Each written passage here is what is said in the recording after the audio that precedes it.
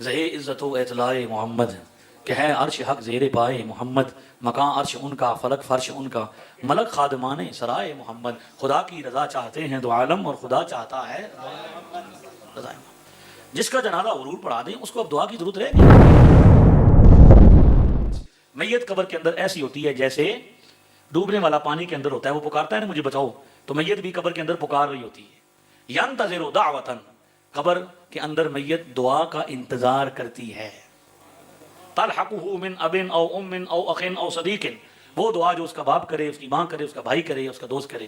فاذا لحقتہ کانت احب الیہ من الدنیا وما فیہا، جب وہ دعا اسے پہنچ جاتی ہے قبر کے اندر۔ نئے لوگ کہتے ہیں کہ نہیں پہنچتی، جو نہیں نہ مانتے کہ نہیں پہنچتی وہ آئے 14ویں صدی میں، نبی پاک پہلی صدی میں فرماتے ہیں قبر کے اندر پہنچتی ہے، یہ 14ویں میں کہہ رہے ہیں کہ نہیں پہنچتی تو لیٹ ہو گئے۔ پہلے کیا ہوتا تھا، ایک پاؤ دودھ ہوتا تھا تو پوری فیملی اس سے کیا کرتی تھی، گزارا کرتی تھی۔ اب تو کلوں کے حساب سے آتا ہے تو گزارا کدے گیا، وہ دور پرانا تو پہ گیا کیڑی راہ، پایا سارا ٹبر پی لیندا سی، پایا دودھی چاہ۔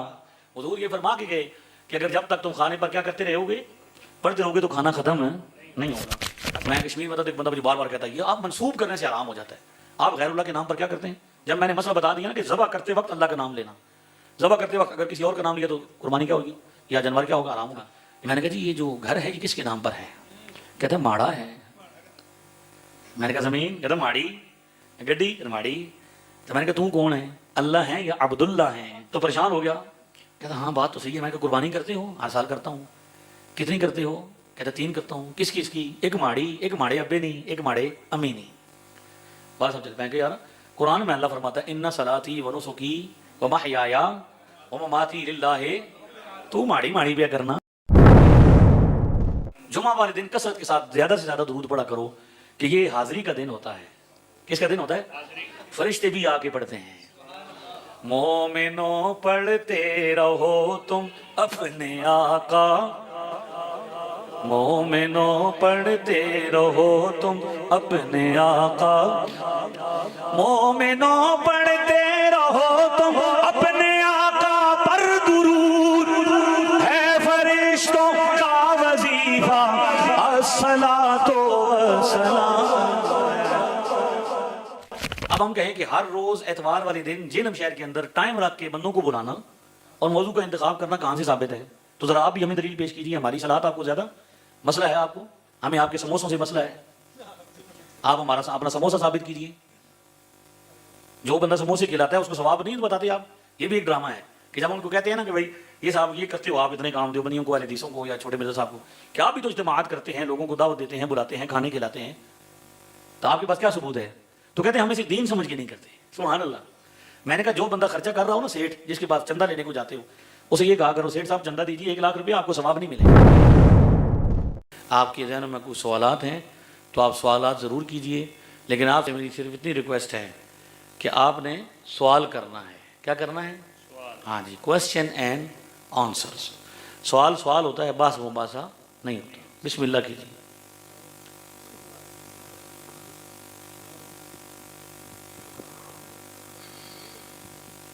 مائک میں کیجیے ٹھیک ہے، ٹھیک ہے، پرچہ بھی ہم پڑھ دیں گے۔ آپ پہلے اس کا جواب جو ہے وہ دے دیں جی۔ یہ 6 سوال آئے ہیں جی۔ پہلا سوال ہے اذان سے پہلے پڑھی جانے والی الصلاۃ صحابہ سے ثابت ہے یا نہیں؟ کوئی دلیل یا حدیث بیان کریں۔ مسائل نماز کے اندر ہم نے وہ حدیث پاک بیان کی ہے، حضرت نکال کے دیں۔ سب سے پہلی بات تو یہ ہے کہ بھئی آپ لوگوں کو یہ بڑا مسئلہ ہے کہ یہ جو لوگ ہیں نا ہمارے چھوٹے مرزا صاحب کے، اب یہ قرآن سے دلیل مانگتے ہی نہیں ہیں، قرآن کو دلیل سمجھتے بھی نہیں شاید، کیونکہ سیدھا کیا کہتے ہیں؟ حدیث۔ حالانکہ قرآن پاک پہلے ہے، قرآن پاک قاری خلیل صاحب کا بیان آ گیا، وہ کہتے ہیں کہ یہ جو لوگ کہتے ہیں کہ قرآن سے پہلے دلیل مانگو پھر حدیث سے، یہ بات درست نہیں ہے۔ تو سب سے پہلے قرآن سے دیکھتے ہیں کہ اللہ تعالیٰ کیا فرماتا ہے۔ یا ایھا الذین آمنوا صلوا علیہ وسلموا تسلیما۔ اللہ نے قرآن پاک میں درود و سلام پڑھنے کا حکم دیا کہ نہیں دیا؟ کسی وقت کو قید کیا کہ نہیں کیا؟ ہاں، جو ممانعت والی جگہ ہے اس پر کیا کر دیا؟ پہلے بتا دیا گیا۔ تو اب جب بندہ جو درود پاک پڑھے اس کو کیا ملے گا؟ ثواب ملے گا. تو قرآن پاک کے عموم سے ایک بات ثابت ہوتی ہے. اب اس پر مزید دلیل کی ضرورت ہے. ایک مثال سے سمجھیں. اللہ تعالیٰ فرماتا ہے فَقْرَؤْا مَا تَيَسَّرَ مِنَ الْقُرْآنِ. قرآن کریم سے جہاں آسان ملے قرآن کریم سے وہاں بھی کیا کرو؟ تلاوت کرو. اب حضرت مولانا مفتی صاحب ہر روز نماز ظہر کے بعد 2 رکوع پڑھنے کا معمول بنا لیں.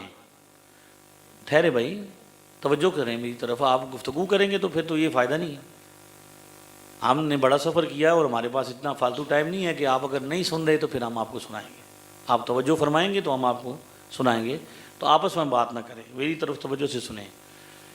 اصل میں پتہ کیا ہوتا ہے جی, ایک مسئلہ یہ بھی ہے کہ جب میں جواب دے رہا ہوتا ہوں تو چھوٹے مرزا صاحب کے ساتھ ہی اگلی بات سوچ رہے ہوتے ہیں, یہ نہیں سن رہے ہوتے ہیں. تو جب آپ اگلے بندے کی بات سنیں گے نہیں تو سمجھیں گے کیسے؟ سمجھ آ رہی؟ تو ضد کا تو کسی کے پاس علاج نہیں ہے. ہم تو صرف اپنی دلیل پیش کرنے کے لیے آئے ہیں. اللہ فرماتا ہے قرآن پاک کی تلاوت کرو. قرآن میں سے جو آسان لگے وہ کیا کروں؟ پڑھو. اور مولانا صاحب کیا کریں؟ ظہر کی نماز کے بعد ہر روز 2 رکوع پڑھنے کا کیا بنا لیں؟ معمول بنا لیں. تو ان سے کوئی بندہ کہے کہ جناب ثابت کریں روزانہ ظہر کے بعد 2 رکوع پڑھنے کے, کہاں سے ثابت ہے؟ آپ سمجھدار سمجھیں گے. مولانا کہیں گے یار قرآن پاک میں اللہ تعالیٰ نے حکم دیا ہے کہ قرآن پاک کی کیا کرو. اس کے لیے جب بھی موقع ملے جو وقت منع ہے, جس جگہ منع ہے وہ شریعت نے بتا دیا ہے کہ اس میں کیا کرنا ہے, نہیں پڑھنا, مستحب کام ہے. تو جب موقع ملے کیا کر لینا ہے. اب ہم کہیں کہ ہر روز اتوار والے دن جیلم شہر کے اندر ٹائم رکھ کے بندوں کو بلانا اور موضوع کا انتخاب کرنا کہاں سے ثابت ہے؟ تو ذرا آپ بھی ہمیں دلیل پیش کیجیے. ہماری صلاحات آپ کو زیادہ مسئلہ ہے, آپ کو ہمیں آپ کے سموسوں سے مسئلہ ہے. آپ اپنا سموسہ ثابت کیجیے. جو بندہ سموسے کھلاتا ہے اس کو ثواب نہیں بتاتے آپ. یہ بھی ایک ڈرامہ ہے کہ جب ان کو کہتے ہیں نا کہ بھائی یہ صاحب یہ کرتے ہو آپ اتنے کام دیوبندیوں کو, اہل حدیثوں کو یا چھوٹے مرزا صاحب کو, کہ آپ بھی تو اجتماعات کرتے ہیں, لوگوں کو دعوت دیتے ہیں, بلاتے ہیں, کھانے کھلاتے ہیں, تو آپ کے پاس کیا ثبوت ہے؟ تو کہتے ہیں ہم اسے دین سمجھ کے نہیں کرتے. سبحان اللہ. میں نے کہا جو بندہ خرچہ کر رہا ہو نا, سیٹھ جس کے پاس چندہ لینے کو جاتے ہو, اسے یہ کہا کرو سیٹھ صاحب چندہ دیجیے 1 لاکھ روپیہ, آپ کو ثواب نہیں ملے گا. پھر میں دیکھتا ہوں کہ کیسے چلے گا. سمجھ آ رہی ہے؟ ہم نے ہی بتانا ہے یا آپ نے بھی بتانا ہے؟ جیلم شہر میں ہمارا مدرسہ جہاں پہ ہے, جہاں میں پڑھاتا ہوں, سامنے اہل حدیث حضرات کا ہے, اس سے پیچھے تھوڑا جائیں تو دیوبندی حضرات کا ہے. 1 مہینے کے فرق سے وہاں پہ جلسہ ہوتا ہے ختم بخاری. میں آیا کسی سفر سے واپس, میں نے دیکھا کہ وہ جو روڈ تھی ہماری, اس روڈ کا نام ہے میاں محمد بخش. کیا روڈ کا نام ہے؟ میاں محمد بخش. اس روڈ پہ جب میں چڑھا, جادہ بھی کہتے ہیں اس کو, جادہ سے اندر جب جیلم کے اندر داخل ہوں تو چھوٹا سا شہر ہے, تو ہر طرف جھنڈے لگے ہوئے تھے چاروں طرف روڈ پہ نا, 5 رنگوں والے جھنڈے. میں نے دیکھا بھی یہ جھنڈے کون سے ہیں, تو وہ قاضی مدر صاحب ہیں چکوال والے, جن کے والد صاحب سنی تھے. تو ان کی جماعت ہے دیوبندی حضرات کی, تو ان کا مدرسہ ہے وہاں پہ, جامعہ حنفیہ اس کو کہتے ہیں. اس میں ان کے وہ جھنڈے لگے ہوئے تھے اور اشتہارات لگے ہوئے تھے. میں نے پوچھا کیا کہتے ہیں؟ یہ ختم بخاری ہے. کیا ہو رہا ہے آج؟ جھنڈے بھی لگائے اور جلوس بھی باقاعدہ پورے جیل میں پھرایا, پورا نکال کے جھنڈے بھی اٹھائے ہوئے تھے, جلوس بھی اور نعرے بھی. اور پھر وہ سارا جلوس مدرسے میں لے کے گئے, وہاں پہ ختم ہوا, لنگر بھی کھلایا, نعرے بھی لگائے, تقریر بھی ہوئی, سب کچھ ہوا. کچھ دن بعد پھر اہل حدیث حضرات کا آ گیا, وہ تو بالکل ہمارے سامنے ہیں. ہمارا ابھی عجیب مقدر ہے, سامنے اہل حدیث ہیں, ایک طرف دیوبندی ہیں, ایک طرف جماعت اسلامی ہیں, تھوڑا سا ایک طرف جنے تو چھوٹے مرزا صاحب ہیں, درمیان میں تنہا رضا ہے. چاروں طرف ہے نجدی وادی, بیچ میں تنہا حسن رضا. تو میں کیا عرض کر رہا ہوں, میں نے دیکھا کہ یار وہ وہاں بھی جھنڈے لگے ہوئے ہیں. یہ لڑکا گاڑی چلاتا ہے, میں نے سے پوچھا یہاں کیا کہتے ہیں؟ کہ وہ جناب یہاں پہ ختم بخاری یار, جھنڈے بھی لگے ہوئے تھے, لائٹنگ بھی ہوئی تھی, خطابات بھی ہو رہے تھے, اشتہار بھی لگے ہوئے تھے, لنگر بھی کھلایا جا رہا تھا. تو میں نے ان سے پوچھا بھائی یہ کیا ہے؟ دونوں حضرات سے جو ان کے تھے, کہتے ہیں یہ ہے ختم بخاری. کیا ہے؟ تو میں نے کہا بخاری شریف کس نے لکھی؟ بخاری. میں نے کہا امام بخاری کے نام پر جلوس بھی ہو سکتا ہے, جھنڈا بھی لگ سکتا ہے, لنگر بھی کھلایا جا سکتا ہے, اشتہار بھی لگ سکتے ہیں, محفل بھی ہو سکتی ہے, سب کچھ ہو سکتا ہے امام بخاری کے نام پر، اور امام بخاری جس کا کلمہ پڑھتے ہیں محمد الرسول اللہ، اوے کوئی محمد ٹھگ محمد، کوئی محمد چور، اے جس دا دنیا کلمہ پڑھ دی او محمد ہو ہے جی۔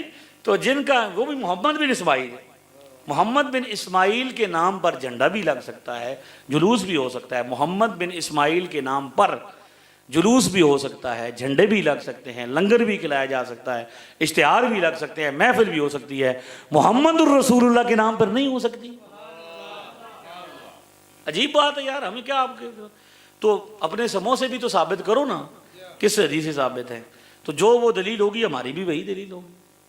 جو آپ کام کر رہے ہیں، ہر اتوار کو بلاتے ہیں، ٹائم پہ بلاتے ہیں، وہاں پہ شو لگاتے ہیں، وہاں پہ شغل لگاتے ہیں، وہاں پہ ہنستے ہیں، وہاں پہ لافٹر کرتے ہیں، تو اس کا بھی تو کوئی ثبوت ہو۔ تو حدیث میں قرآن پاک میں دلیل موجود ہے کہ اللہ فرماتا ہے درود پڑھو اور سلام پڑھو۔ تو اذان سے پہلے اگر کوئی پڑھ لے تو اذان سے پہلے کوئی ایسا وقت ہے کسی عالم دین سے پوچھیں کہ جو منع والا ہو، کیونکہ اذان الگ ہے اور درود الگ ہے، صلات الگ ہے۔ باقاعدہ ہماری طرف سے یہ آرڈر ہے، علماء کی طرف سے ہر دور میں رہا کہ اذان سے اور اس میں درود السلام میں کیا کرنا ہے؟ وقفہ کر کے پڑھنا ہے۔ ہاں جی، اور نہ ہی آج تک کوئی ایسا بندہ ہے، یہی ہے جن کو غلط فہمی ہوتی ہے، آج تک کوئی ایک بندہ ان پڑھ سے ان پڑھ دکھا دے جس نے کہا ہو کہ الصلاۃ والسلام علیک یا رسول اللہ اذان ہے یا اذان کا حصہ ہے، ایسا بھی کوئی نہیں۔ اب اس پر دلیل حدیث سے بھی پیش کرتے ہیں۔ ابو داؤد شریف میں 519 نمبر روایت میں حضرت عروہ بن زبیر سے مروی ہے کہ قبیلہ بنی نجار کی ایک خاتون صحابیہ تھیں جن کا گھر مسجد نبی سے سب سے ارد گرد کے جتنے گھر تھے اونچا تھا۔ حضرت بلال کا معمول یہ تھا کہ وہ ہر روز آ کے صبح وہاں پہ ان کے چھت پر بیٹھ جاتے تھے، وہ صحابیہ خود بتاتی ہیں، اور وہاں پہ بیٹھ کر کیا کرتے تھے؟ صبح کا انتظار کرتے تھے۔ جیسے ہی صبح صادق طلوع ہوتی تھی انگڑائی لیتے تھے، کھڑے ہوتے تھے، اور اذان سے پہلے ہر روز بلند آواز سے، ہر روز اذان سے پہلے بلند آواز سے یہ دعا مانگتے تھے، اللہم انی احمدک استعینک علی قریش ان یقیموا دینک، یا اللہ میں تجھ سے تیری حمد کرتا ہوں اور تجھ سے قریش کے معاملے میں تیری مدد کا طلبگار ہوں کہ قریش والے تیرے دین کی کیا بن جائیں۔ ہر روز نماز اذان سے پہلے بلند آواز سے۔ اور صحابیہ کہتی ہیں کہ واللہ ما علمتہ کان ترکہا لیلۃ واحدۃ، ایک رات بھی انہوں نے ان کلمات کو ترک، جو کلمات وہ دعا مانگتے تھے اس کا کوئی نبی پاک نے تعلیم بھی ان کو، کوئی ثبوت بھی واضح طور پر موجود، کسی صحابی نے بدعت بھی نہیں کہا۔ تو جب ہر روز بلند آواز سے قریش کے لیے دعا ہو سکتی ہے اذان سے پہلے، تو قریش نہیں، سارے جہان کے جو سردار ہیں محمد الرسول اللہ، ان کے لیے ان پر درود کیوں نہیں پڑھا جا سکتا؟ ٹھیک ہے جی۔ اگلا سوال ہے، میت کو دفن کرنے کے بعد قبر پر اذان دی جاتی ہے، اس کی دلیل حدیث سے بیان کریں۔ حدیث میں ہے لقنوا موتاکم، اپنے مردوں کو تلقین کرو۔ نبی پاک نے کیا فرمایا؟ مردوں کو تلقین کرو۔ مردہ کا دو معنی، ایک حقیقی ہے ایک مجازی ہے۔ مجازی طور پر مرنے والے کو بھی، جو مر رہا اس کو بھی مردہ کہتے ہیں کہ اس پر موت کی کیفیت، قریب المرگ کو بھی۔ لیکن حقیقی معنی میں میت کس کو کہتے ہیں؟ جس کی روح کیا ہو جائے۔ نبی پاک فرما رہے ہیں کہ میت کو کیا کرو؟ تلقین کرو، اس کے سامنے کیا کرو؟ کلمہ شریف کا، شہادت کا ذکر کرو۔ جب بندہ قبر میں جاتا ہے تو اس سے سوال ہوتے ہیں، حدیث سے ثابت ہے، بخاری سے ثابت ہے کہ وہ قدموں کے چاپ کی آواز بھی سنتا ہے۔ تو لہذا قبر کے اوپر اذان اس لیے دی جاتی ہے کہ علامہ شامی فرماتے ہیں کہ اذان کے اندر شہادتین ہیں، دو شہادتیں ہیں۔ کیا ہیں؟ جب بندہ اذان سنتا ہے نا، قبر والے آپ جواب دیں گے، تو اس کو شہادت اشہد ان لا الہ الا اللہ اشہد ان محمد رسول اللہ سن کے اس کے یاد آئے گا کہ وہ تو ایک جہان سے دوسری جہان میں منتقل ہوا ہے۔ لہذا کیا ہے؟ یہ تلقین کی طور پر اذان دی جاتی ہے۔ ٹھیک ہے، تو ہم نے ثابت کر دیا کہ لقنوا موتاکم سے ہے۔ اب ہم سے ثبوت مانگتے ہیں تو ہم کو ان کو ثبوت دے رہے ہیں کہ حدیث میں کیا ہے؟ تلقین کا حکم ہے۔ تو اذان دراصل تلقین کا بہترین طریقہ ہے۔ نمبر 3، 12 ربیع الاول پر کاٹا جانے والا کیک ہندو رسم ہے یا کوئی دین کا حصہ ہے؟ اب دیکھیے جی بھائی، اس حوالے سے ہماری گزارشات یہ ہیں کہ کیک کاٹنا یا کیک کے اندر جو چیز رکھی جاتی ہے وہ تو ایک 100% حلال چیز ہے، اور اگر اس کو ختم کے طور پر رکھا جاتا ہے بھی ٹھیک ہے جی بھائی اس کو بندے جمع ہو کے کھا لیں گے تو اس میں کوئی حرج والی بات نہیں ہے کہ سموسے تقسیم کرنا انہوں کا طریقہ ہے ہر روز اتوار والے دن، تو جیسے سموسے کھلانا جائز ہے ایسے ہی کیک کھلانا بھی جائز ہے، ٹھیک ہے جی۔ کل خوانی 40 دن کے بعد دلایا جانے والا ختم لازمی ہے یا نہیں؟ یہ ختم صحابہ سے ثابت ہے، یہ 4 امام سے ثابت ہے۔ مسلم شریف میں روایت ہے صحابی رسول حضرت ماعز بن مالک رضی اللہ تعالیٰ عنہ کا، جب حضور نے جنازہ خود پڑھایا، وہ ایک اس کا پورا بیک گراؤنڈ ہے، ٹائم نہیں ہے کہ اس کو میں بیان کروں، تو جنازہ بھی حضور نے خود پڑھایا، اور جنازہ پڑھانے کے بعد حضور نے 3 دن کے بعد، یہ اس میں ذکر ہے، 3 دن کے بعد حضور ان کے گھر تشریف لے کے گئے اور صحابہ سے کہا استغفروا لماعز بن مالک، اس کے گھر چلتے ہیں، جا کے وہاں پہ اس کے لیے دعائے استغفار کرتے ہیں۔ نبی پاک خود بھی ان کے گھر گئے، صحابہ اکرام کا مجمع بھی لے کر گئے، تو یہ کول شریف کا ختم ہی تو حضور نے دلوایا اور کیا کیا، ٹھیک ہو گیا، اور وہاں پہ ختم دلوایا، اور یعنی آپ نے دعا فرمائی، اجتماعی دعا حضور نے کی وہاں پہ۔ تو اب مجھے یہ بتائیے، اتنے علماء بیٹھے ہیں، ان علماء کی موجودگی میں بیان کرنا بھی ظاہر ایک مشکل بات ہے، مجھے طالب علم ہو، ان علماء سے پوچھیے، ہمارے استاد صاحب یہ فرماتے تھے رحمۃ اللہ تعالیٰ علیہ کہ حضور جس کا جنازہ پڑھا دیں اسے اب دعا کی ضرورت رہ گئی ہے، سو تو نہیں گئے رے بے والو، میں تو رب پڑھتا رہا، مجھے بات پتا بھائی رے بے ہے نہیں، علاقے کا تو مجھے نہیں پتا، یہ تو حضور کی وجہ سے برکت ہے۔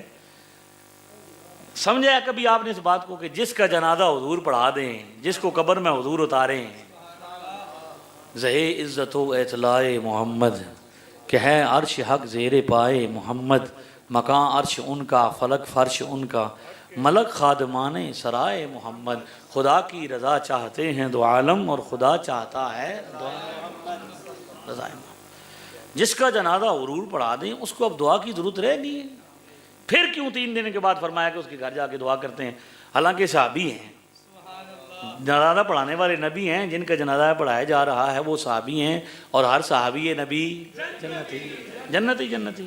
اور یہ تو وہ صحابی ہیں جن کے بارے میں حدیث کے اندر موجود ہے کہ ایسی توبہ کی ہے کہ سارے جہان پر تقسیم ہو تو کافی ہو جائے، بخشش بھی ہوگی سب۔ پھر 3 دن کے بعد دعا کیوں کروائی جا رہی ہے؟ استاد صاحب فرماتے تھے اس لیے، علامہ مفتی فاروق بندیالوی صاحب رحمۃ اللہ علیہ فرماتے تھے اس لیے کہ ہر مرنے والا صحابی نہیں ہوگا، ہر جنازہ پڑھانے والا نبی نہیں ہوگا، لوگوں کو دعا کی ضرورت ہوگی، اس لیے نبی پاک اپنی سنت دے کے چھوڑ کے جا رہے ہیں کہ دفنانے کے بعد قبر والوں کو بھول نہ جانا، کیونکہ اسے دعا کی ضرورت ہے۔ مشکات شریف کی روایت جسے مشکات والے نے حضرت امام بہقی شعب الایمان سے نقل کیا عبداللہ ابن عباس رضی اللہ تعالیٰ سے کہ مل میت فی القبر الا کالغریق المتغوث، میت قبر کے اندر ایسی ہوتی ہے جیسے ڈوبنے والا پانی کے اندر ہوتا ہے، وہ پکارتا ہے نا مجھے بچاؤ، تو میت بھی قبر کے اندر پکار رہی ہوتی ہے۔ ینتظر دعوۃ، قبر کے اندر میت دعا کا انتظار کرتی ہے، تلحقہ من اب او ام او اخ او صدیق، وہ دعا جو اس کا باپ کرے، اس کی ماں کرے، اس کا بھائی کرے یا اس کا دوست کرے، فاذا لحقت ہو کانت احب الیہ من الدنیا وما فیہا، جب وہ دعا اسے پہنچ جاتی ہے قبر کے اندر۔ نئے لوگ کہتے ہیں کہ نہیں پہنچتی، جو نہیں نہ مانتے کہ نہیں پہنچتی وہ آئے 14ویں صدی میں، نبی پاک پہلی صدی میں فرماتے ہیں قبر کے اندر پہنچتی ہے، یہ 14ویں میں کہہ رہے ہیں کہ نہیں پہنچتی، تو لیٹ ہو گئے ہیں۔ فَإِذَا لَحِقَتْ ہو، جب حضور فرماتے ہیں وہ قبر کے اندر دعا پہنچتی ہے، کانت احب الیہ من الدنیا وما فیہا، ساری دنیا اور اس کی دولت سے بڑھ کر قیمتی ہوتی ہے۔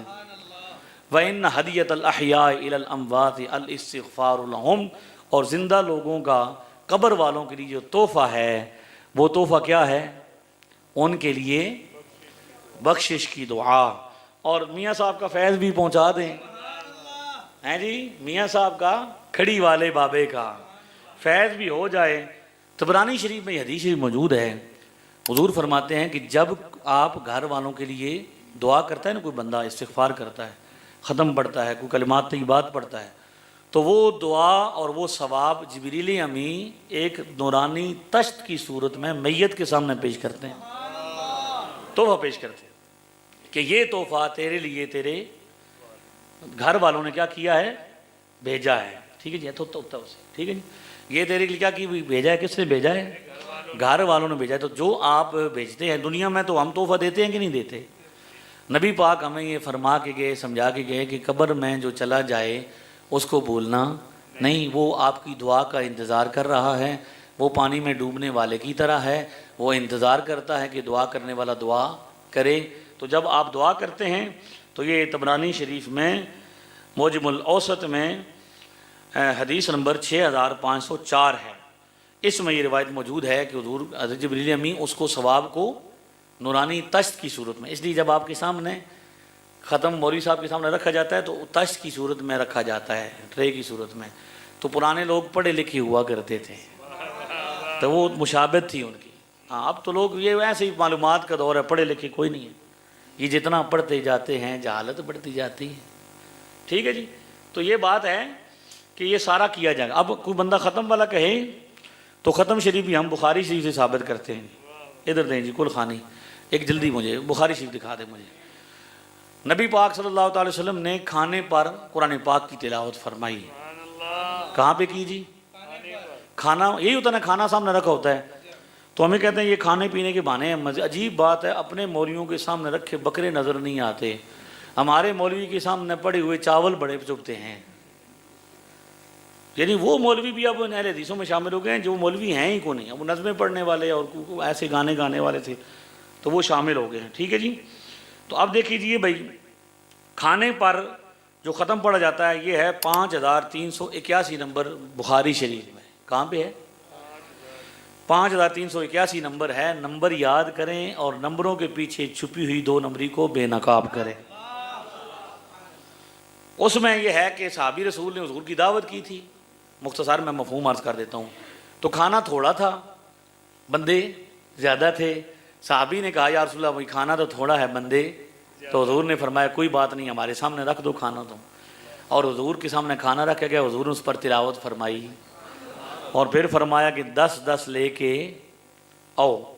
10 بندے آتے رہے، کھانا 10 بندوں کا تھا، 80 بندوں نے کھانا پیٹ بھر کے۔ تو یہ حضور فرما کے گئے کہ جب تک کھانے پر ختم پڑتے رہیں گے آپ کے کھانے میں برکت رہے گی۔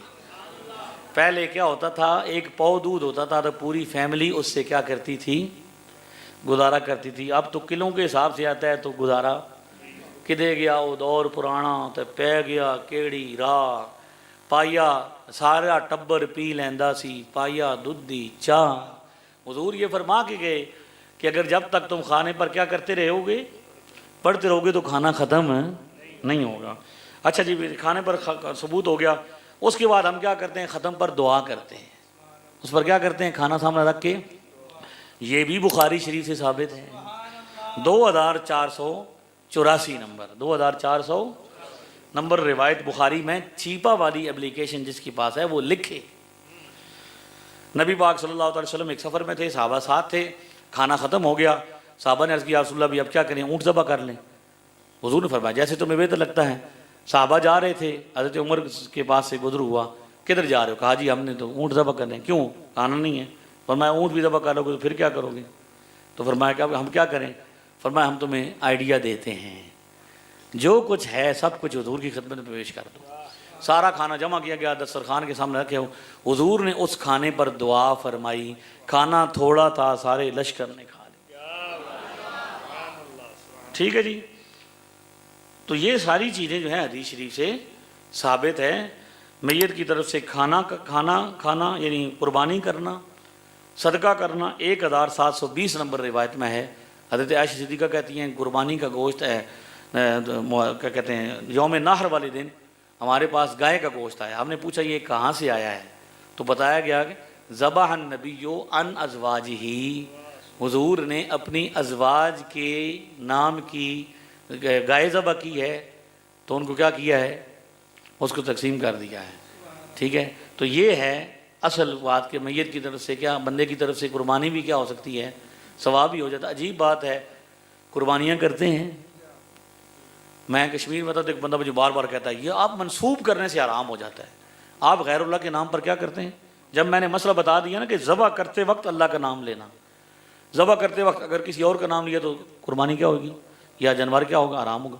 لیکن کوئی ایک مسلمان ایسا بتا سکتے ہیں جو ذبح کرتے وقت اللہ کے سوا کسی اور کا نام پڑھتا ہو؟ تو ذبح ان کے نام پر ہوتا ہے، قربانی اللہ کے نام پہ ہوتی ہے، اس کا ثواب بزرگوں کو پہنچتا ہے۔ مجھے کہتا نہیں جی منسوب کرنے سے بھی کیا ہو جاتی ہے، چیز حرام ہو جاتی ہے۔ کشمیر کا رہنے والا تھا، میں نے کہا جی یہ جو گھر ہے یہ کس کے نام پر ہے؟ کہتا ہے ماڑا ہے۔ میں نے کہا زمین؟ کہتا ماڑی، گڈی ماڑی۔ تو میں نے کہا تو کون ہے، اللہ ہیں یا عبداللہ ہیں؟ سمجھ آ رہی ہے؟ تو پریشان ہو گیا، کہتا ہاں بات تو صحیح ہے۔ میں نے کہا قربانی کرتے ہو؟ ہر سال کرتا ہوں۔ کتنی کرتے ہو؟ کہتا 3 کرتا ہوں۔ کس کس کی؟ ایک ماڑی، ایک ماڑے ابے نہیں، ایک ماڑے امی نہیں۔ والا صاحب چلے، میں کہ یار قرآن میں اللہ فرماتا ہے ان صلاتی و نسکی و محیایا و مماتی للہ، تو ماڑی ماڑی پہ کرنا۔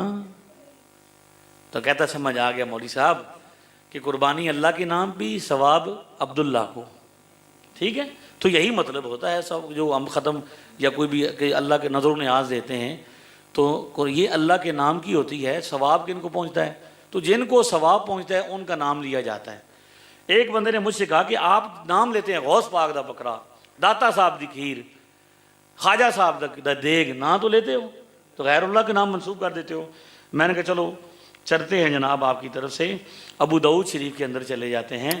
ابو داؤد شریف میں حدیث شریف ہے کہ حضور علیہ السلام کے ایک صحابی ہیں حضرت سعد، انہوں نے کہا یا رسول اللہ میری والدہ فوت ہو گئی ہیں، ٹھیک ہے، 1681، ابو داؤد 1681، تو میں ان کے لیے کیا کروں؟ تو حضور نے فرمایا کنواں بنواؤ۔ جب کنواں بن گیا تو حضور نے کنویں پہ کھڑے ہو کے کہا ہذہ لأم سعد، یہ کنواں سعد کی ماں کا ہے۔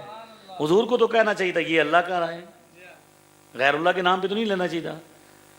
حضور نے یہ نہیں فرمایا، حضور نے کیا فرمایا ہذہ لأم سعد، یہ سعد کی ماں کے لیے ہے۔ مطلب کیا ہے کہ کنواں سعد نے بنوایا اللہ کے لیے، راضی اللہ ہوگا، پانی مسلمان پئیں گے، اس پر جو ثواب ملے گا وہ حضرت سعد کی والدہ کی خدمت میں پہنچ جائے گا۔ اور آگے ایک اور بات، عبادت میں بھی نفل کس کے نام پہ ہوتے ہیں؟ اللہ۔ آپ کیا کہنا ہے؟ عبادت ہے نا خدا کی، اس کے لیے بھی ابو داؤد میں 4308 نمبر روایت ہے۔ ایک بندہ کہتا ہے، اب صالح بن درہم تابعی ہیں، وہ کہتے ہیں ہمارے والد صاحب نے بتایا کہ وہ حج کے موقع تھا، وہاں پہ حج کے موقع پر ایک بندہ ملا، حضرت سننے والی بات ہے۔ اس بندے نے کہا کہ تم کہاں سے ہو؟ تو ہم نے کہا جی ہم تو بصرہ سے آئے ہیں۔ تو کہتے ہیں وہاں بصرہ میں، یہ نے کہا یہ بصرہ میں ایک جگہ ہے جس کا نام ہے بستی ابلا، ابلا نام کی بستی ہے، وہاں پہ ایک مسجد ہے جس مسجد کا نام ہے عشار، عشار عین سے، دعوت اسلامی والے بھائی بیٹھے ہیں، عشار، ٹھیک ہے جی، مسجد عشار، یہ ایک مسجد ہے جہاں پہ وہاں پہ ہے، انہوں نے کہا جی بالکل ہے۔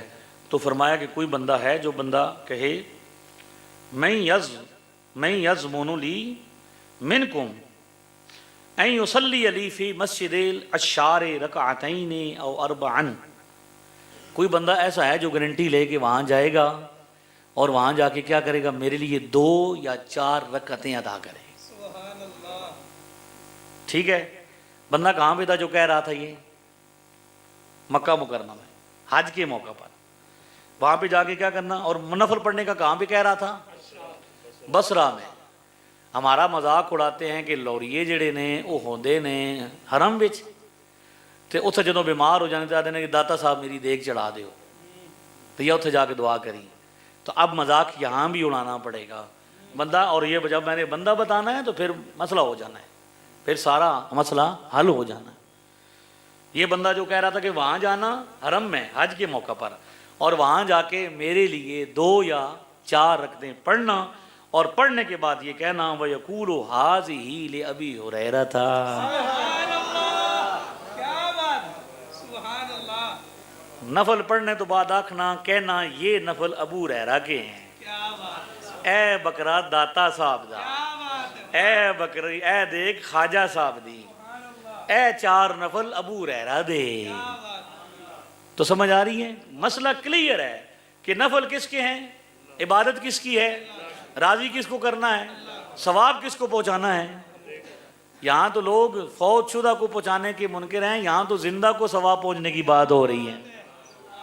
اور اگر اگلی گل پھر یہ کیوں کہا، حرم میں تھے، حرم سے بڑی تو جگہ کون ہی نا، حرم کی زمین اور قدم رکھ کے چلنا، وہاں پہ تھے، وہاں پہ فرما رہے ہیں کہ کیا کرنا، وہاں پہ میرے لیے 2 یا 4 رکھتے پڑھنا۔ کہاں پہ؟ بصرہ میں۔ وجہ کیا ہے؟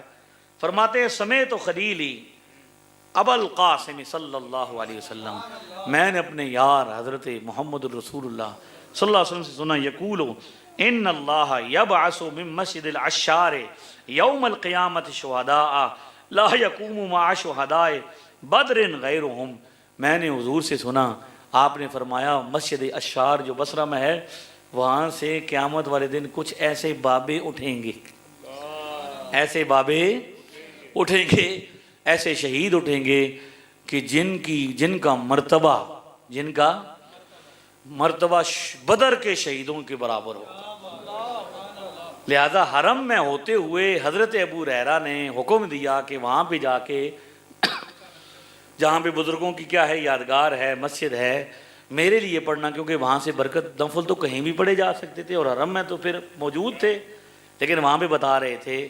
یہی بات ہے کہ جب بندہ بابا فرید کے مزار پر ہو اور وہاں مسجد اولیاء میں بیٹھا ہو اور ٹیلی فون آئے اور کہے کہ میں یہاں بیٹھا ہوں، تو کوئی بندہ کہ یار میرے واسطے بھی 2 نفل ماڑے بھی 2 نفل اتھے پڑھی چھوڑنا تو میں کہا ہے تو کوئی مسئلہ تو سمجھ نہیں آ جو آج ختم دا ہے۔ سبحان اللہ آکھ سو کہ کوئی نہ آکھ سو،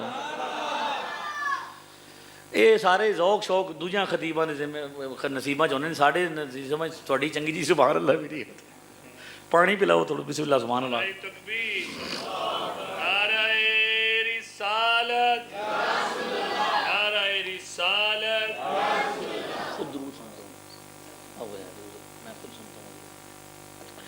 اگلا سوال حضور بڑا موج کا ہے، آج جڑا بندہ آیا دنا تلا صحیح آیا ہے نہیں، کیا جمعہ کے روز نبی خود نبی صلی اللہ علیہ وسلم، اب یہ اتنے عام انداز میں لکھتے ہیں، نام دیکھا کیسے لکھا ہوا ہے جی، نبی لکھا اور اوپر سوال ڈالی ہو۔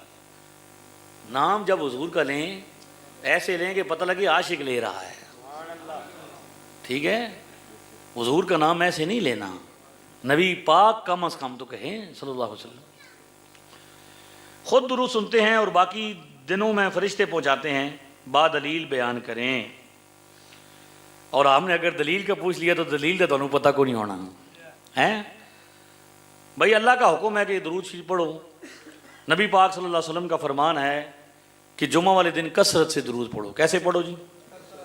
یہ پہلے جمعہ والے دن کی پیش کریں نا، کہ سرکار دو عالم صلی اللہ علیہ وسلم فرماتے ہیں کہ جمعہ والے دن کیا کرنا ہے، کثرت سے درود پاک پڑھنا ہے۔ یہ دیکھیے ہم نے اس میں سارا لکھ دیا ہے۔ ارشاد فرمایا، یہ ابن ماجہ میں 1637 نمبر روایت، حضور نے فرمایا اکثر الصلاۃ علیہ یوم الجمعۃ فإنہ مشہود تشہدہ الملائکہ، جمعہ والے دن کثرت کے ساتھ زیادہ سے زیادہ درود پڑھا کرو کہ یہ حاضری کا دن ہوتا ہے۔ کس کا دن ہوتا ہے؟ فرشتے بھی آ کے پڑھتے ہیں۔ مومنوں پڑھتے رہو تم اپنے آقا، مومنوں پڑھتے رہو تم اپنے آقا، مومنوں پڑھتے رہو تم اپنے آقا پر درود ہے فرشتوں کا وظیفہ، الصلاۃ والسلام۔ فرمایا جمعہ کے دن آتا ہے تو جو بھی بندہ مجھ پر درود پڑھتا ہے، فارغ ہونے سے پہلے پہلے اس کا درود ہم تک پہنچ جاتا ہے۔ یہاں پہ فرشتے کی بات نہیں ہے، اور جہاں فرشتے کی بات بھی ہے بھائی، یہ سادہ کریں پہلے والا آواز، تو فرشتہ بھی کیا کرتا ہے؟ یعنی فرشتے کے بارے میں مانتے ہو کہ فرشتہ ڈائریکٹ سن لیتا ہے، نبی پاک کے بارے میں نہیں مانتے کہ وہ ڈائریکٹ سنتا ہے؟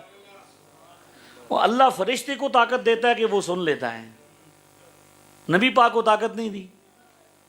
فرشتہ دراصل خادم ہے، کیا ہے؟ اب دیکھیں بادشاہوں نے خدام رکھتے ہوتے ہیں دروازہ کھولنے کے لیے، گاڑی میں بٹھانے کے لیے، تو بادشاہ اپنا دروازہ خود نہیں کھول سکتے، پروٹوکول کے لیے ہوتا ہے نا وہ، تو فرشتہ تو دراصل پروٹوکول کے لیے ہے۔ یہ حضور کا ڈائریکٹ سننے والا بھی، سوال کرنے والے کو چاہیے کہ وہ مانے۔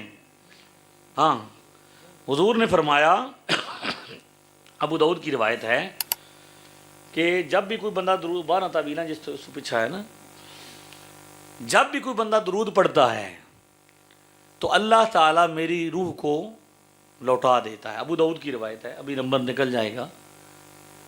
اللہ تعالیٰ میری روح مبارک کو کیا کرتا ہے؟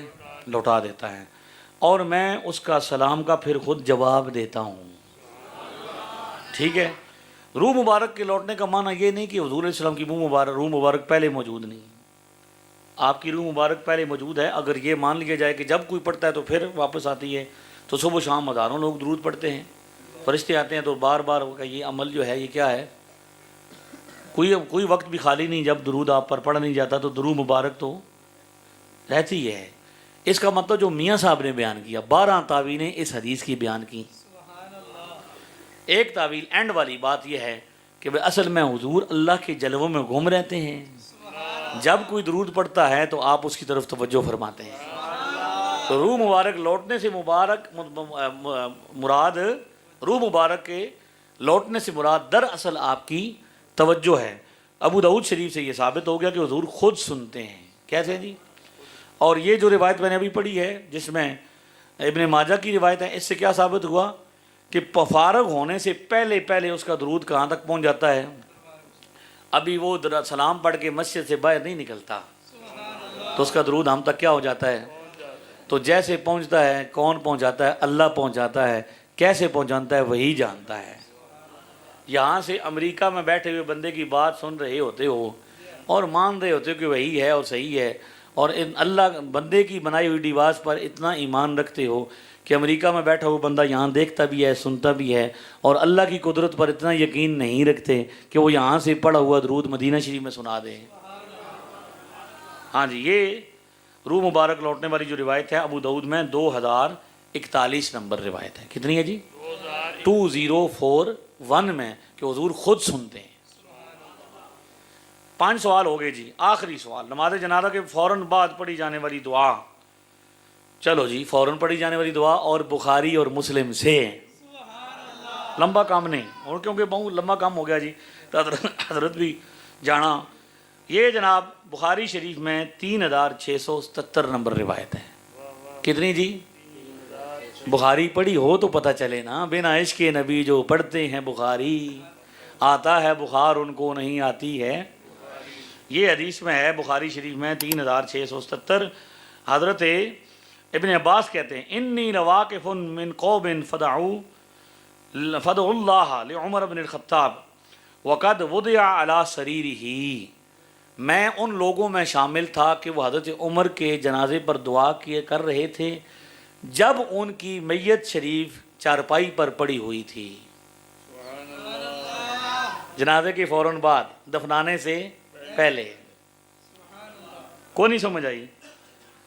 وقد وضع علی سریرہ، ابھی تک اپنی چارپائی پر تھے۔ اذا رجل من خلفی، اچانک ایک بندہ آیا، اس نے میرے کندھے پہ ہاتھ رکھا اور یقول رحمک اللہ، اللہ آپ پر رحم کرے، ان کنت لارجو ان یجعلک اللہ مع صاحبیک لانی کثیرا ما کنت اسمع رسول اللہ یقول کنت ابو بکر و عمر وفعلت ابو بکر و عمر وانطلقت ابو بکر و عمر۔ کہتے ہیں میں دعا مانگ رہا تھا جنازے پر، حضرت عمر کا جنازہ بھی چارپائی پر تھا اور لوگ بھی دعا مانگ رہے تھے اور میں بھی مانگ رہا تھا، اور بندے نے آ کے میرے کندھے پر ہاتھ رکھا، اور جنازے والی دعا نہیں، میں کوئی بندہ یہ تعویل کر دے وہ جنازہ پڑھا جا رہا تھا، جنازہ پڑھتے وقت کندھے پہ بندہ ہاتھ نہیں رکھتا پیچھے کا، ٹھیک ہے. لوگ جمع تھے، گلدیرا بنایا ہوا تھا، حلقہ بنایا ہوا تھا، اور بندے نے آ کے دعا ہاتھ رکھنے والے کہا اللہ آپ پر رحم کرے، اے عمر خدا آپ پر. اس نے آ کر حضرت عمر سے خطاب کرنا شروع کر دیا. اس کا مطلب یہ ہے کہ جو بندہ حضرت ابن عباس کے ہاتھ اس نے ہاتھ رکھا ہوا تھا کندھے پر، اس کا عقیدہ کیا کہ حضرت عمر سن رہے ہیں، اس لیے تو ان کو خطاب کر رہے تھے.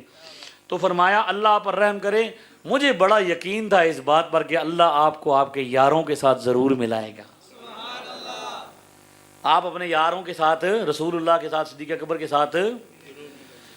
سعدین کا کران ہے پہلو ماہ میں، جھرمٹ کیے ہیں تارے تجلی قمر کی ہے، محبوب رب عرش ہیں اس سبز قبہ میں، پہلو میں جلوہ گاہ عتیق و عمر کی ہے.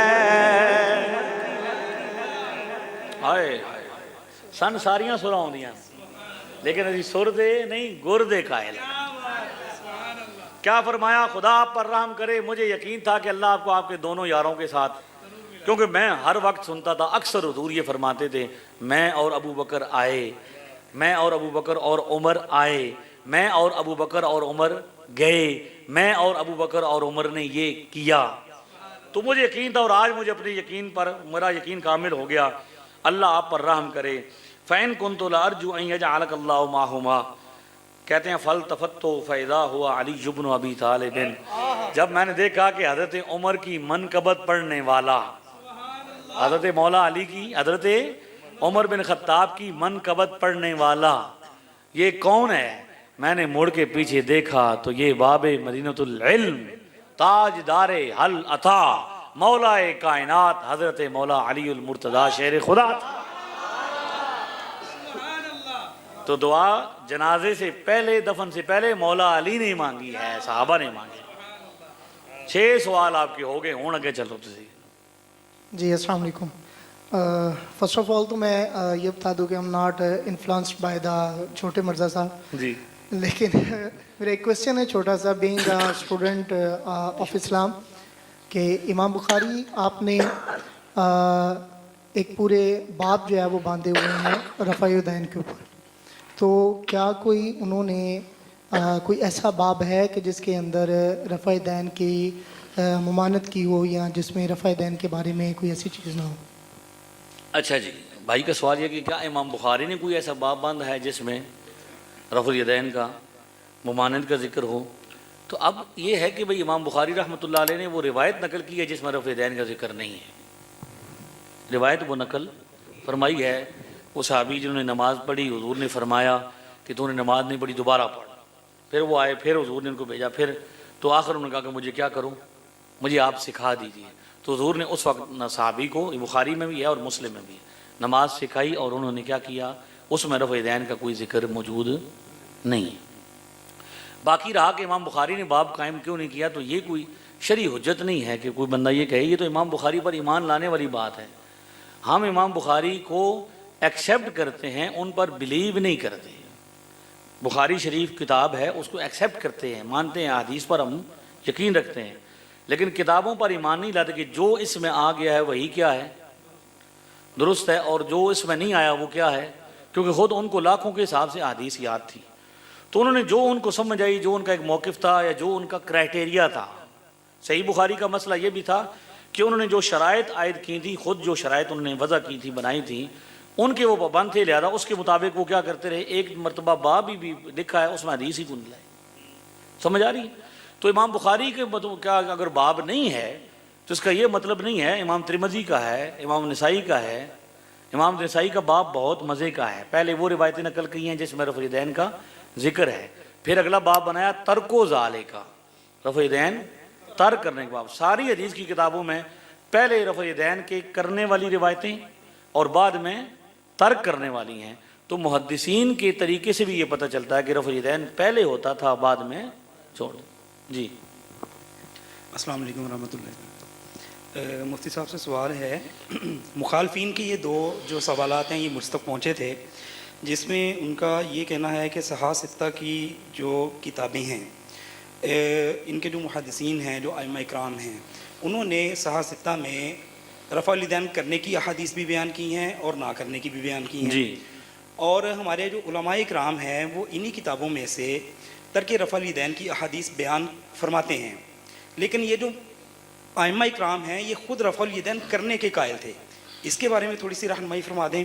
اور دوسرے نمبر پہ صحاح ستہ کے جو محدثین ہیں، جو ائمہ اکرام ہیں، انہوں نے احادیث ترک رفع الیدین کی بھی بیان کی ہیں اور کرنے کی بھی کی ہیں، تو کیا یہ زیادہ بہتر نہیں تھا کہ وہ تحقیق کر کے تو کوئی ایک مطلب جو ہے نا حق چیز بیان کرتے کہ جس پر امت کا اتنا بڑا ایک اختلاف پیدا ہو گیا امت میں، وہ نہ ہوتا؟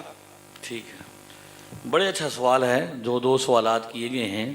پہلا سوال یہ کیا کہ سیاستہ کے اندر محدثین نے جو باب باندھے ہیں وہ کرنے کے بھی اور نہ کرنے کے بھی ہیں، اور میں وہ بتا چکا ہوں کہ محدثین علماء اپنے زمانے کے وقت کے علماء تھے، اور ان کا مقصد دین جہاں تک ان کو سمجھ جو ان تک پہنچا، جو چیزیں انہیں آئیں انہوں نے کیا کی ہیں۔ اب میں نے ایک کتاب یہ مسائل نماز لکھی ہے تو اس کا یہ مطلب نہیں کہ میرا سارے کا سارا علم صرف اس میں ہے یا صرف میرا یہی موقف ہے، باقی میرا کوئی موقف ہی نہیں ہے، اس کا یہ مطلب تو قطعاً نہیں ہوتا، بلکہ یہ ہوتا ہے کہ بھئی وہ ایک کتاب لکھتے ہیں، اس میں ایک ان کا ایک منہج، یہ ایکو کام کریں، منہج ہوتا ہے اور اس کا ایک کرائٹیریا ہوتا ہے، اس کے وہ پابند ہوتے ہیں، اپنی اپنی شرائط وہ ذکر کرتے ہیں، اس میں وہ کیا کرتے ہیں، احادیث کو روایت کرتے ہیں، اور یہ کہتے ہیں کہ وہ سارے رفع دین کرتے تھے۔ اب ان کے ساتھ ملاقات ہوئی ہوگی محدثین کے ساتھ، انہوں نے دیکھا ہوگا ان کو رفع دین کرتے ہوئے۔ ہماری تو ملاقات نہ امام بخاری سے ہوئی نہ امام مسلم، البتہ امام بخاری کے رشتہ داروں سے اور ان کے علاقے سے یہ خبر ہم نے آپ کو بتائی کہ وہاں پہ رفع دین نہیں ہوتا، ٹھیک ہے۔ تو پہلی بات یہ ہے کہ یہ سوال اب یہ اصل میں تب ہوتا ہے کہ جب حقیقت میں ان لوگوں کی بس ہو گئی ہے، علمی طور پر وہ لوگ کیا ہو چکے ہیں، ان کا معاملہ ختم ہو چکا ہے کہ اب وہ پہلے نعرے یہ لگاتے تھے کہ ہم حدیث مانتے ہیں اور صرف، اور کیا مانتے ہیں، قرآن کتاب و سنت کو مانتے ہیں، اور اب وہ بابوں پر خود آ گئے ہیں کہ وہ کہتے ہیں کہ یہ آپ محدثین سے ثابت کریں۔ ہم کہتے ہیں کہ یہ کہاں پہ لکھا ہوا ہے کہ حدیث شریف میں آیا ہو، کوئی قرآن کی آیت بتائیں، کوئی نبی پاک کا فرمان بتائیں کہ حضور نے فرمایا کہ جو محدثین کرتے جائیں وہ تم کرتے جانا، ان کے مطابق کرتے رہنا۔ تو محدثین کے ابواب یا محدثین کی کتابیں ان کے لیے کیسے حجت ہیں؟ محدثین تو رسول اللہ نہیں ہے نا، اور اگر یہ ہے کہ محدث حدیث پیش کرتا ہے تو کہ امام ابو حنیفہ حدیث نہیں پیش کرتے؟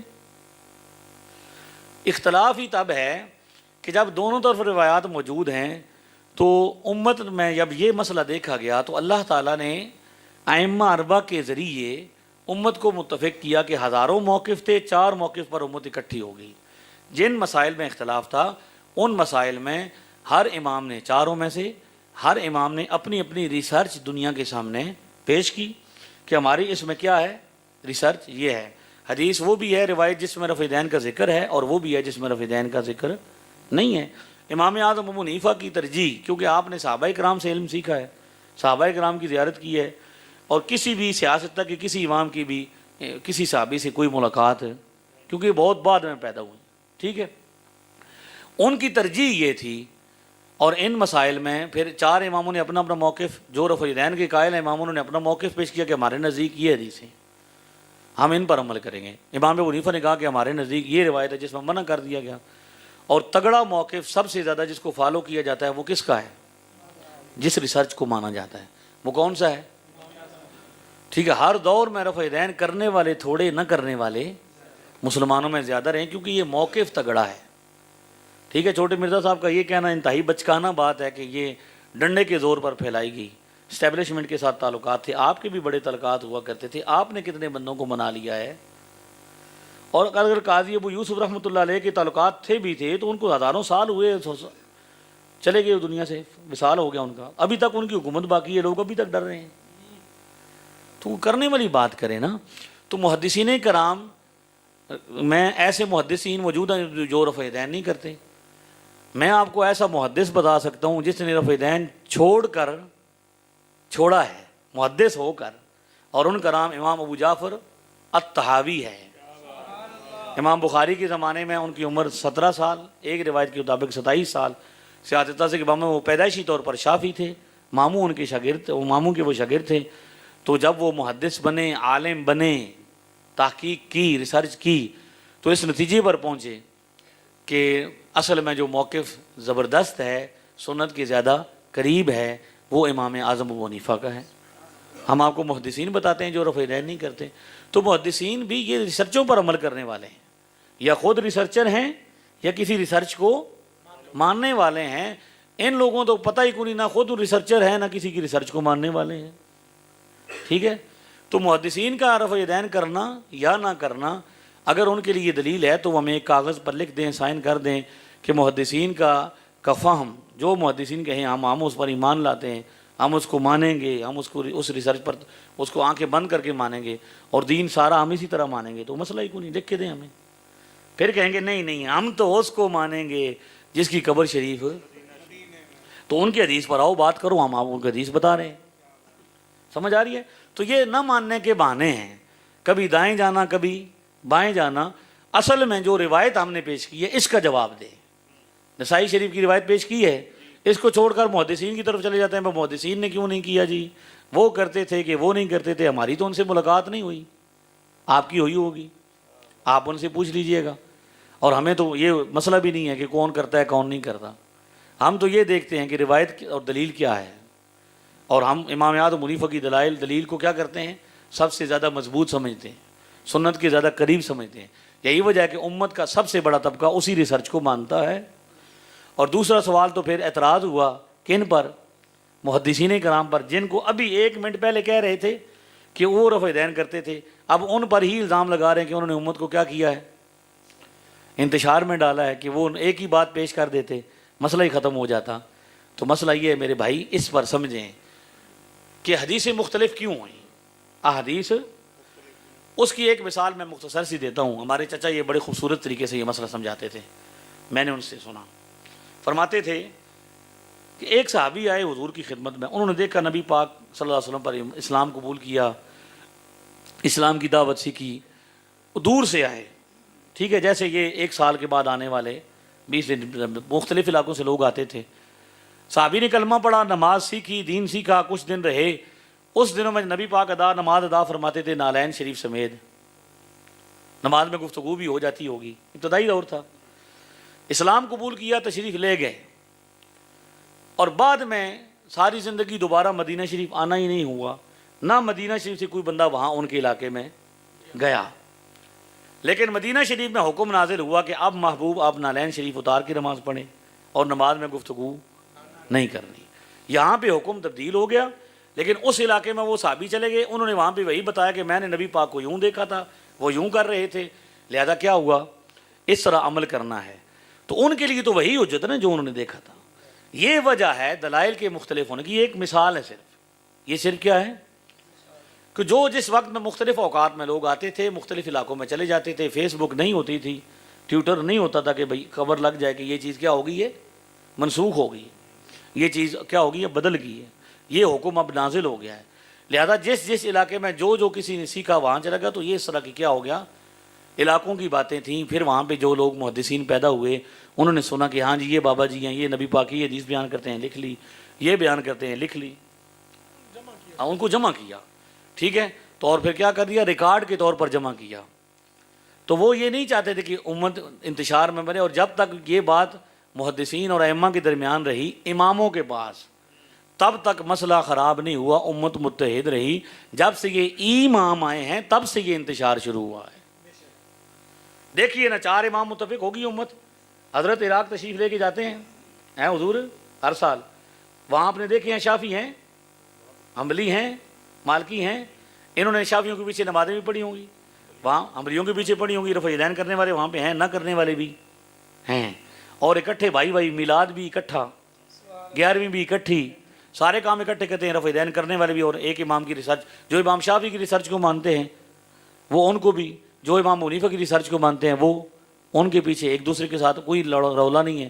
جب سے یہ آئے ہیں کہ جو کہتے ہیں کہ نہیں ہم جو پڑھتے ہیں، کیونکہ کوئی شافعی نہیں کہتا کہ جو حنفی پڑھتے ہیں وہ ثابت نہیں، کوئی حنفی نہیں کہتا کہ جو شافعی پڑھتے ہیں وہ ثابت نہیں. یہ نبی پاک کے دشمن ہیں. یہ جب سے آئے ہیں امام تو یہ کہتے ہیں جو نہیں پڑھتا رفع دین نہیں کرتا اس کی نماز نہیں ہے، وہ نبی پاک کا دشمن ہے، سنت کا دشمن ہے، اس کی نماز لولی لنگڑی ہے، قادیانیوں والی ہے۔ تو انتشار دراصل حضور آپ پیدا کر رہے ہیں، آپ اپنی اداؤں پہ غور کریں۔ ہاں جی، محدثین نے انتشار نہیں پیدا کیا، انہیں تو جو ملا انہوں نے جمع کیا اور محققین کے لیے رکھ دیا کہ آپ اس کی تحقیق اور ریسرچ کر کے کھانٹ چانٹ کے کھورا کھٹا ناسخ منسوخ سب کیا کریں۔ اب دیکھیں امام بخاری چاہتے تھے کہ کوئی بندہ شراب پیے، لیکن شراب والی روایت موجود ہے بخاری میں، گدھا کھانے کی روایت موجود ہے، تو اس کا ناسخ بھی موجود ہے کہ یہ کیا ہو گیا تھا، منسوخ، بعد میں نہیں، بعد میں منع ہو گیا، لیکن جو کرنے والی ہے وہ موجود ہے۔ تو کیوں لکھی ہے اس کا جواب کہ ریکارڈ کے طور پر کہ یہ چیزیں پہلے ہوتی تھیں اور یہ چیزیں بعد میں کیا ہو گئیں۔ اب یہ تو علماء وہ امام ابو حنیفہ جیسے شخصیت تھی جنہیں 10 لاکھ حدیثیں زبانی یاد تھیں اور جن کے سامنے ناسخ اور منسوخ کا سارا مسئلہ تھا، انہیں پتہ تھا کون سی حدیث پہلے والی ہے کون سی۔ یہاں تو وہ کھولتے ہیں اس طرح آنکھ کھولتے ہیں، اس طرح جس طرح وہ فال نہیں نکالتے تو جو حدیث پر انگلی پڑتی ہے عمل کر لیتے ہیں۔ سمجھ آ رہی؟ جی نیکسٹ۔